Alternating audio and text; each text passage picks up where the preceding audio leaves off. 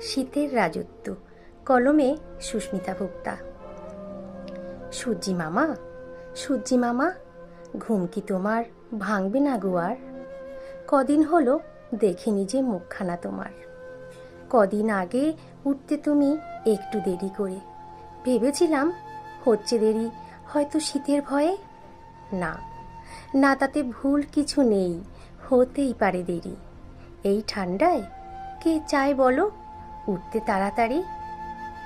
দেরি হলেও উঠতে তুমি সারাটা দিন থাকতে হাসি মুখে।